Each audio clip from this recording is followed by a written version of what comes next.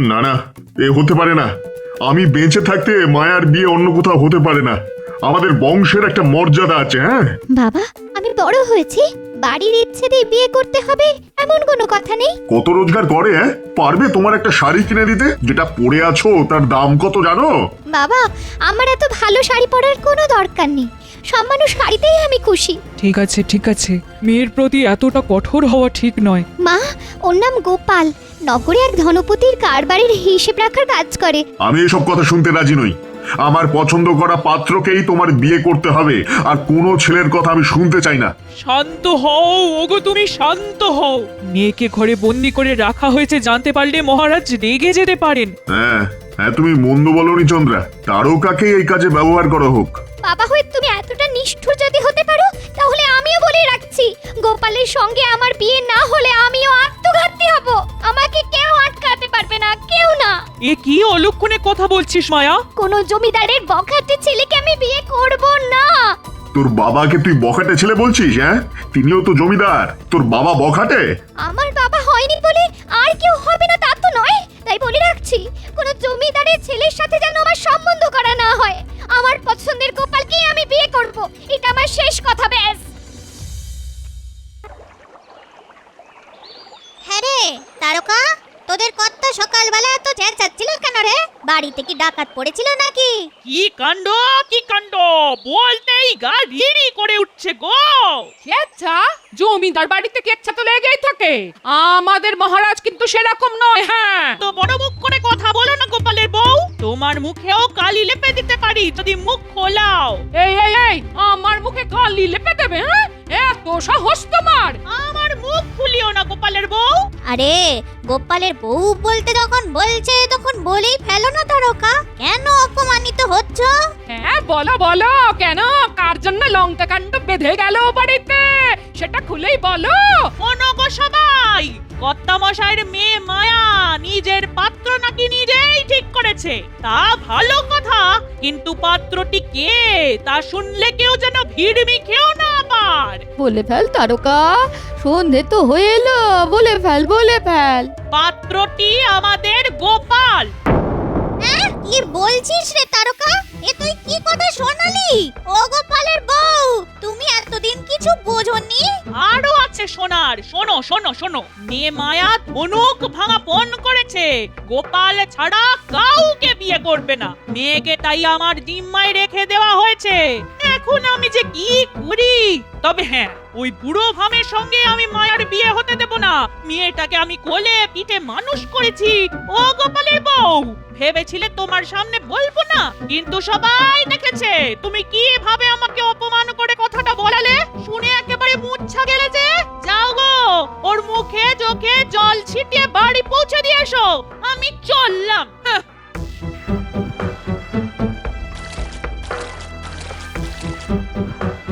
বেটি শয়তানি, আমার বরের নামে কেচ্ছা করে চলে গেল। হ্যাঁ, ঠিক আছে ঠিক আছে, আমিও দেখে নেব। হ্যাঁ,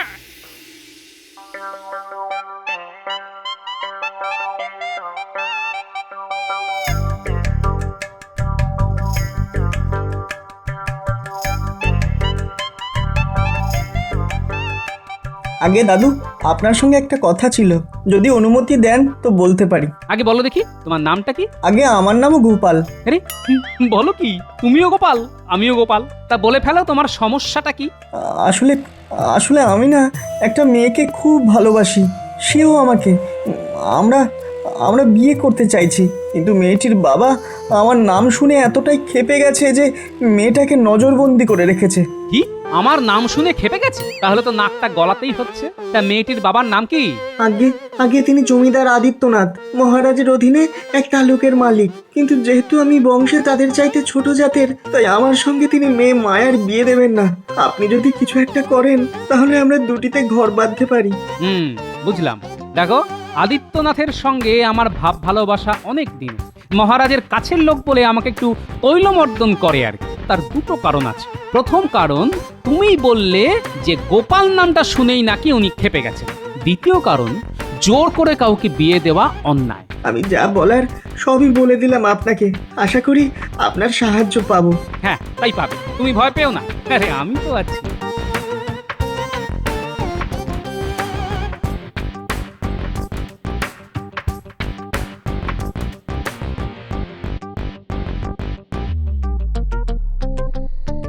এ কি ঘরের বাসনপত্র সব বাইরে কেন? মনে হচ্ছে কেউ সব ছুঁড়ে ছুঁড়ে বাইরে ফেলে দিয়েছে। কি হলো রে বাবা, যাই তো ঘরে ঢুকে দেখি।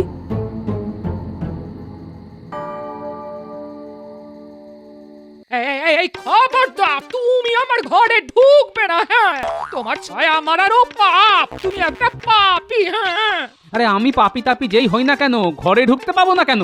এই তুমি ঘরে ঢুকলে আমি ঘর থেকে বার হয়ে যাব, মনে থাকে জানো?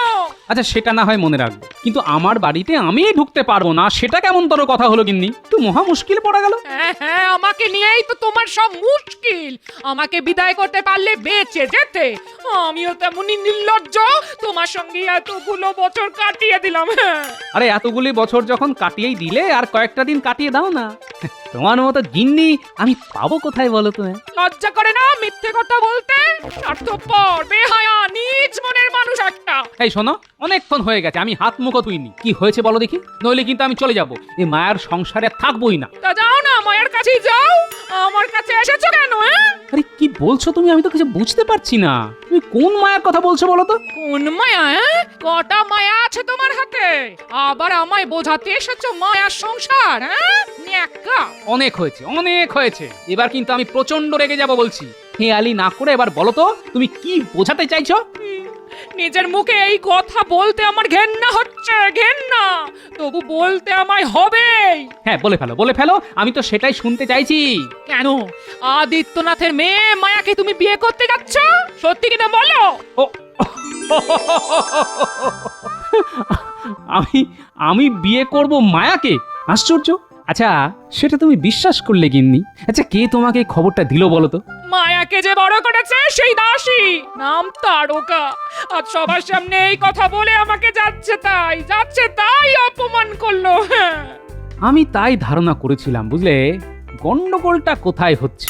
এতক্ষণে সব পরিষ্কার হলো। শোনো তাহলে, আজকে গোপাল আসবে? হ্যাঁ হ্যাঁ, কথা যখন দিয়েছে তখনও আসবেই।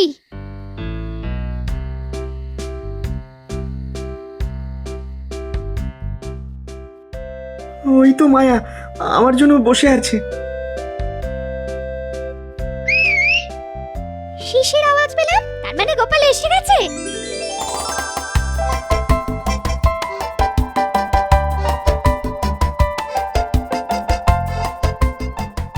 এক্ষুনি চলে যেতে হবে, নিজে দারোয়ান পাহারা দিচ্ছে। এই চিঠিটা নাও, আমি উত্তর কাল এসে নিয়ে যাব। একজন তোমার বাবার সঙ্গে দেখা করে সবকিছু বুঝিয়ে বলার চেষ্টা করবে। তুমি জানার জন্য চেষ্টা করো উনি কি বললেন। আচ্ছা, তোমাকে আর আটকাবো না, তুমি যাও। সাবধানে থেকো, সাবধানে।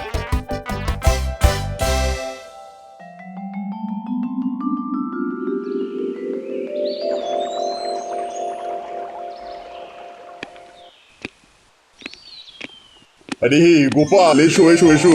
আমি কিন্তু তোমার উপর খুব রাগ করে আছি। কেন বলো তো? আমি তো ঠিক বুঝতে পারছি না। আমি তোকে কতদিন ধরে বলে আসছি যে নয়াপাড়ার 100 বিঘের জমিটা আমার তালুকের আওতায় আনো। তো তুমি বলেছিলে মহারাজকে বলে চাষ করবে, কিন্তু ভাই এখনো কোনো খবর তো পেলাম না। ও হ্যাঁ হ্যাঁ, সেই জমিটা তো। আসলে এটা তো সামান্য একটা ব্যাপার যে মহারাজকে বলতেই ভুলে যাচ্ছি রোজ। আর তুমি চিন্তা করো না, এটার ব্যবস্থা আমি করে দেবো। আরে সেটা জানি, তাও বললাম আরে তোমার আমার সম্পর্ক কি একদিনের? হ্যাঁ, তা সেই সম্পর্কটাই যাতে চিরদিনের হয় তার জন্যই তোমার কাছে আসা, বুঝলে? মানে তোমার কথাটা তো ঠিক ভালো করে বুঝতে পারলাম না ভাই। কি বলতে চাইছো সেটা যদি একটু পরিষ্কার করে বলো তাহলে খুব ভালো হয়। মানেটা খুব পরিষ্কার। শুনলাম গোপাল নামের একটি ছেলে তোমার মেয়েকে বিয়ে করতে চাইছে, কিন্তু তুমি তাতে রাজি নও। তুমি ঠিকই শুনেছো। এটা কি সম্ভব? মহারাজের কৃপা এই জমিদারিটা পেয়েছি, তাই আমি জমিদার। সেই জমিদার বংশে এমন একটি পাত্রের হাতে কি করে মেয়েকে তুলে দিই বলতো? হ্যাঁ, তোমার সঙ্গে আমিও একমত। আসলে গোপাল নামটা শুনে ভাবলাম আমি বা বাদ যাই কেন, এখনো তো বিয়ের বয়স পেরিয়ে যায়নি। কি বলো? তুমি মানে তুমি আমার মানে মেয়েকে বিয়ে করতে চাও? না মানে সেটা কি করে সম্ভব? ঘরে তোমার বউ আছে, তাকে তো আর ঘর থেকে বের করে দিতে পারবে না ভাই। আরে ও বড় মুখরা, যা খুশি তাই বলে রোজ আমায় অপমান করে। তা অনেক দিন ধরেই ভাবছি দেব মুখপুরীকে ঘরের বাইরে বার করে। ওকে নিয়ে তুমি চিন্তা করো না। পাত্র হিসাবে গোপাল একটু বুড়ো, কিন্তু মহারাজের খাস লোক। গোপালের সঙ্গে মেয়ের বিয়ে হলে মহারাজের কাছ থেকে অনেক সুযোগ সুবিধা আদায় করা যাবে। না না, রাজি হয়ে যাই। আরে এ তো আমার পরম সৌভাগ্য। তোমার মতো জ্ঞানী বুদ্ধিমান জামাইকে তো যে কোনো লোকে আদর করে বরণ করে নিত। না না, আমার কোনো আপত্তি নেই। এবার তাহলে দিনক্ষণ ঠিক করা যাক। হ্যাঁ, তাহলে সেটার ব্যবস্থাই আগে করা যাক। আমি রাজসভার পণ্ডিতের সঙ্গে একটু আলাপ করে তোমায় জানাচ্ছি। হ্যাঁ, সেটাই ভালো। তুমি তাহলে কথা বলে নাও। হ্যাঁ, সেটাই বড় ভালো হবে।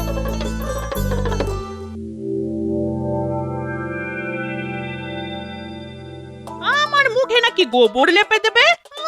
চোরের মায়ের বড় গলা। কাল নিজে গোপাল এসেছিল বিয়ের প্রস্তাব নিয়ে, বলে নাকি নিজের বউটাকে এবার ঘর থেকে বিদায় করে দেব। তা সেই বউ দাঁড়াবে কোথায় শুনি? ওই বুড়ো ভামটার সঙ্গে নাকি বিয়ে হবে আমাদের আদরের মায়ার। ছি ছি ছি ছি ছি ছি ছি, একেই বলে বুড়ো বয়সে ভীমরতি। বলি, আমার কথাটা কি কানে যাচ্ছে নাকি না শোনার ভান করে গাল আসে যাচ্ছ গো? উত্তর না দিলে কি সত্যি মিথ্যে হয়ে যায়? যায় না, তবে কষ্ট তো হয় গো। যাবার জায়গা সেই তো বাপের বাড়ি, দেখো সেখানে জায়গা পাও কিনা।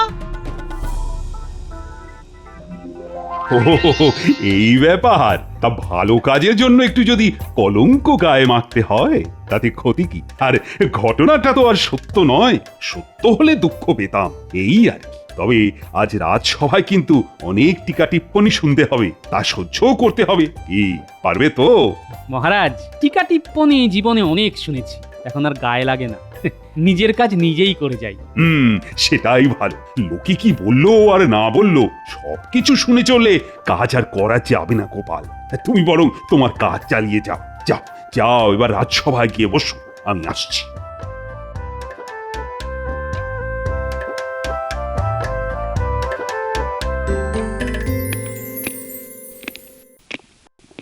এই যে বিয়ের পর মাথায় টোপর দাওনি কেন হে? কাল তোমার বিয়ে, সবাই উলুধ্বনি দাও গো। নতুন বর বলে কথা, কেউ টিপচন্দন নিয়ে এসো। সে আপনি আমায় যা খুশি বলতে পারেন, আমার গায়ে কিচ্ছু লাগবে না। কেননা আমি জানি উপকার করার এর চাইতে বড় সুযোগ আর পাবো না। সুযোগ? না না, তুমি বুদ্ধিমানের মতোই সুযোগের সদ্ব্যবহার করেছো। এই তোমার মতো লোককেই মহারাজ মাথায় তুলে সবার মান একেবারে নিচে নামিয়ে দিয়েছে। হ্যাঁ, আপনার মতো মন্ত্রী না পেলে কি মহারাজ রাজ্য চালাতে পারতেন? আপনি মহৎ মন্ত্রী মশাই। এ বিষয়ে কোনো সন্দেহ নেই। তা বউটাকে কি জলে ডুবিয়ে মারলে নাকি? ঘরের বউ নিয়ে কথা বলাটা খুব কুরুচির পরিচায়ক মন্ত্রী মশাই। ঘরে বউ থাকতেও আর একটা বউ এনে ঘরে তোলাটা বুঝি খুব রুচির পরিচয়? কি এমন কথা হচ্ছে যা শুনে মনে হচ্ছে এখানে মল্লযুদ্ধের আয়োজন করা হয়েছে? মহারাজ, আজ বাদে কাল গোপালের বিয়ে, আমরা একটু আনন্দ করতে পারবো না? গোপালের বিয়ের দিন মজা আনন্দ সবই হবে। আমি নিজে সেখানে উপস্থিত থাকব, নতুন দম্পতিকে আশীর্বাদও করব। আপনি এই অবৈধ বিয়েতে উপস্থিত থাকবেন?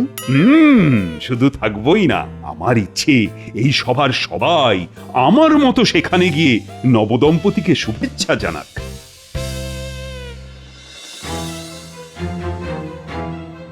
না না না, আমি ওই বুড়ো গোপালকে কিছুতেই বিয়ে করব না।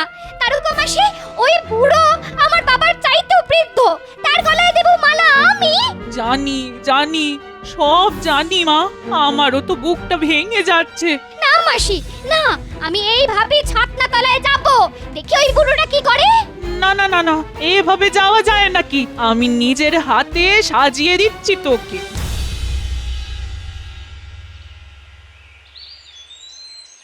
গিনি, আমার যত পাঞ্জাবি আছে সব নিয়ে এসো তো। নতুন বরকে তো গোপাল সাজাতে হবে। তুই এত রোগা কেন রে গোপাল? আমার মতো মোটা হতে পারলি না, আবার আমি সেজে বিয়ে করতে যাচ্ছিস? না মানে, এই গরমে এতগুলো পাঞ্জাবি পরলে তো সেদ্ধ হয়ে যাব। হলে হবি, তোর হবু শ্বশুরের সুবিধে হবে তোকে চিবিয়ে খেতে, সেদ্ধ মাংস খেতে অসুবিধে হবে না। এই সোনার টুকরো ছেলেটাকে কে খাবে? মুখে নুড়ো জেলে দেবো না? আরে আগে মোটা মোটা পাঞ্জাবি আনো তো, ছেলেটাকে মোটা বানাই। চুল নিয়ে সমস্যা নেই, খবরদার গোপাল, কারো কথাতেই টোপর খুলবি না।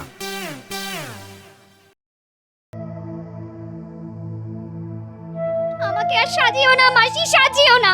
আমার সর্ব অঙ্গ চলে যাচ্ছে। গো মাসি, আমার গোপালের কোনো খবর পেলে? তাকে দেখেছো?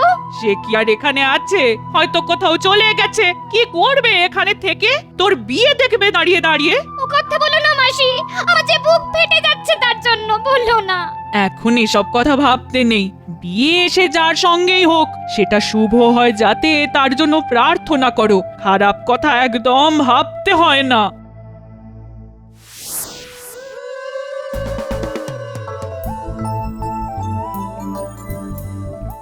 শোন বাবা গোপাল, এবার আমাকে কিন্তু এখান থেকে যেতে হবে, নইলে ধরা পড়ে যাব।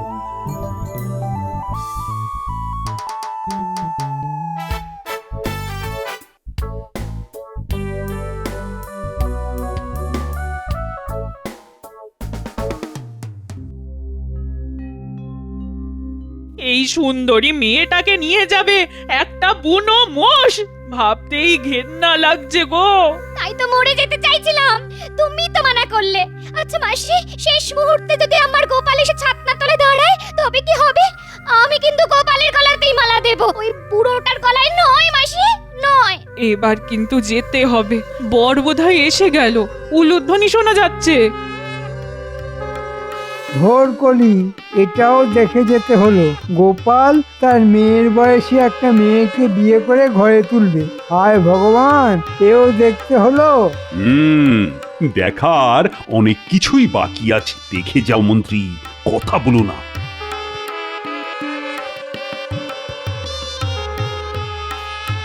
বর এসে গেছে, এবার বউকে আনো গো, লগ্ন যে পেরিয়ে যাচ্ছে।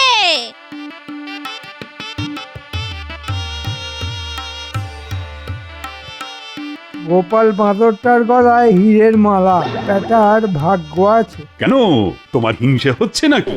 না, হিংসে হবে কেন? শুধু ভাবছি মহারাজের কি কোনো প্রতিক্রিয়া হচ্ছে না, এটাই খুব আশ্চর্যের ব্যাপার। হচ্ছে না এই কথাটা তোমায় কে বললো? আমি কিন্তু খুব উত্তেজিত হয়ে আছি।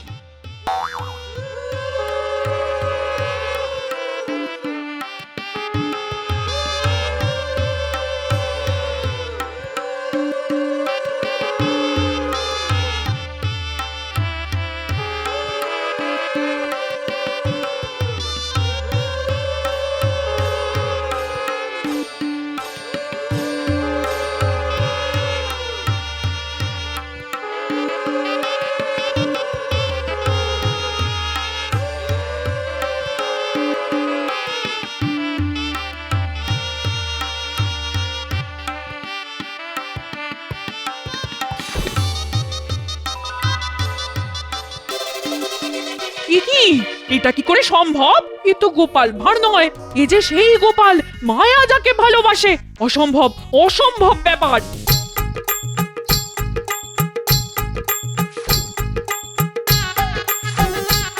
কিছু একটা চালাকি হয়েছে। ভগবান যা করেন সেটা মঙ্গলের জন্যই করেন। গোপাল, তাড়াতাড়ি এই সিঁদুর মায়ার সিঁথিতে পরিয়ে দাও।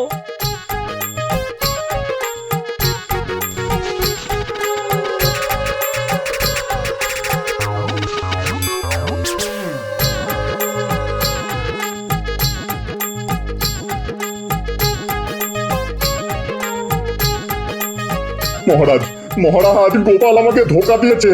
সেই ছেলেটাকে বর সাজিয়ে এনেছে। এর একটা বিধান আপনি করুন মহারাজ, এর একটা বিধান আপনি করুন।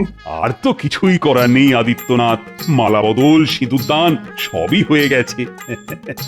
এখন তো আর অস্বীকার করা যাবে না, শাস্ত্র অনুযায়ী মায়ার বিয়ে হয়ে গেছে, আর ওই ছেলেটি এখন তোমার জামাই হয়ে গেছে। আমি কোনো অন্যায় করিনি মহারাজ। মেয়ের ভালোবাসার মানুষের সঙ্গে বিয়ে না দিয়ে আদিত্যনাথ আমার সঙ্গে ওর বিয়ে ঠিক করে ফেলেছিল।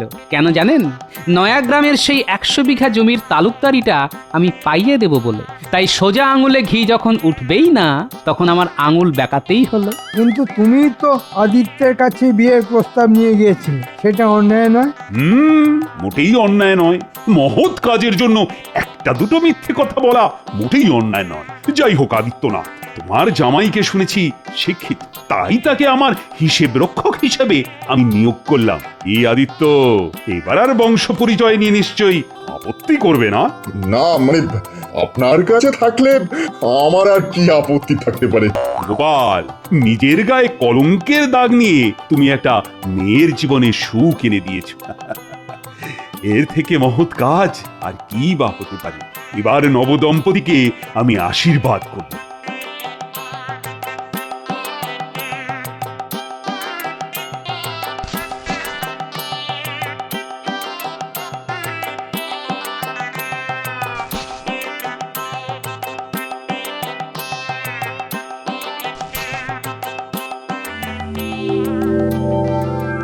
কি বুদ্ধি গো তোমার, কিভাবে সবাইকে ঘোল খাইয়ে কাজটা হাসিল করলে? আর কত গালাগাল আমায় সহ্য করতে হলো সেটা তো বললে না গিন্নি। থাক সে কথা। এই শুনছো, আমার না খুব বিয়ে করতে ইচ্ছে করছে গো। আজ দেবে গো আমার গলায় একটা মালা পরিয়ে? মালা পাবো কোত্থেকে? এই তো আমি তো বানিয়ে রেখেছি গো। আর কোনো ফুল পেলাম না, তাই জবা ফুল দিয়েই গেঁথেছি গো। দেবে গো আমায় পরিয়ে? এমনিতেই তো তুমি মার রণচণ্ডী, গলায় পরায় সেই সাহস নেই, বরঞ্চ পায়ে দিতে পারি গিন্নি। এই তোমার বুদ্ধি শুদ্ধি কি একেবারে গেছে? বউয়ের পায়ে ফুল দাও না, দাও না গলায় পরিয়ে, দাও দাও।